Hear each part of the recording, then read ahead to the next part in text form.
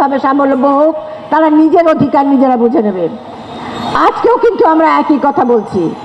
তিনি আন্দোলন করেছিলেন তৎকালীন সামাজিক রক্ষণশীলতার বিরুদ্ধে, আমরা এখন আন্দোলন করছি বর্তমান উদার পুঁজিবাদী নীতির বিরুদ্ধে। যে উদার পুঁজিবাদী নীতি নারীকে পণ্য হিসাবে তৈরি করে। নারীর এত অগ্রগতির পরেও নারী তার সামাজিক মর্যাদা পায় না, নারী তার যোগ্যতা অনুযায়ী সুযোগ পায় না, নারীকে ঘরে বন্দি করে রাখার অনেক পরিকল্পনা করা হয়। কাজেই আজকে তার বেগম রোকেয়ার সময় 1880 সালে আন্দোলন ছিল যে শক্তির বিরুদ্ধে, আজকে আমাদের আন্দোলন ভিন্ন একটি শক্তির বিরুদ্ধে হয়তো, কিন্তু আন্দোলনের ধারা তার কারণ সবই এক আমাদের কাছে। তখনও নারী মানুষ হওয়ার যোগ্যতা অর্জন করার জন্য আন্দোলন করেছিল, এখনো আমরা মানুষের মর্যাদা লাভ করার জন্য আন্দোলন করছি।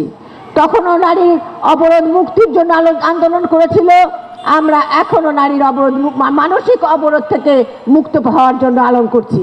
আপনারা দেখেছেন কিছুদিন আগে এই বাংলাদেশের জ্ঞানপীঠ, বাংলাদেশের যেখানে শিক্ষার সর্বোচ্চ বিকাশ হওয়ার কথা, সেইখানে কোনো একজন মেয়ে রোকেয়ার ছবির উপরে কালিমা লেপন করেছেন।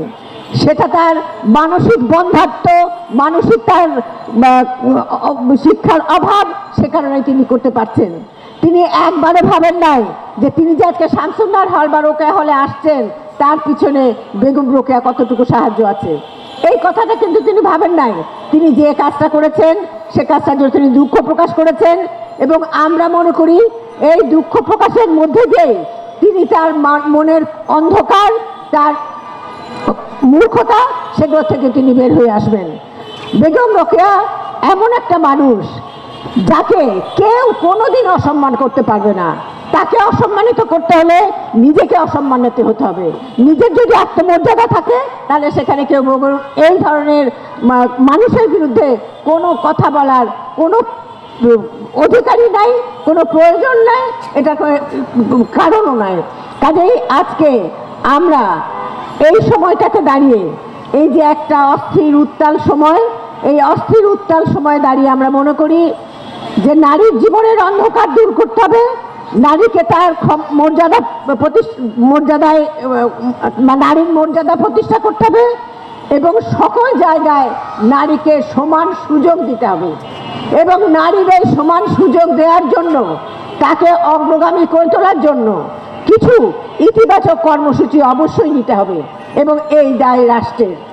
এবছর নারী নির্যাতন প্রতিরোধ পক্ষ উপলক্ষে জাতিসংঘের ঘোষণা হলো নারীর প্রতি যে সহিংসতা, সেই সহিংসতার বিরুদ্ধে প্রতিরোধ গড়ে তোলো, নারীর প্রতি সহিংসতার অপঘাত বিষয়ে সমাজকে সচেতন করো, এবং নারীর প্রতি সহিংসতা নির্মূলে রাষ্ট্রকে দায়বদ্ধ করো।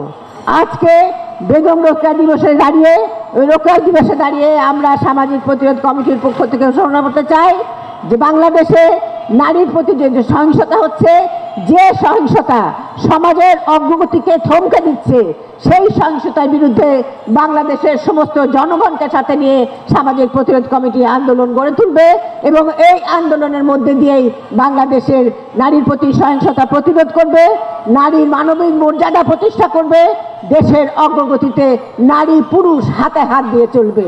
সেই রকম একটা সময় আহ্বান জানিয়ে, বেগম রোকেয়ার প্রতি আবারও শ্রদ্ধা জানিয়ে আমি আজকে সভার কাজ শুরু করার জন্য আজকে সভার সঞ্চালক জনা গোস্বামীকে অনুরোধ করছি। বসবো।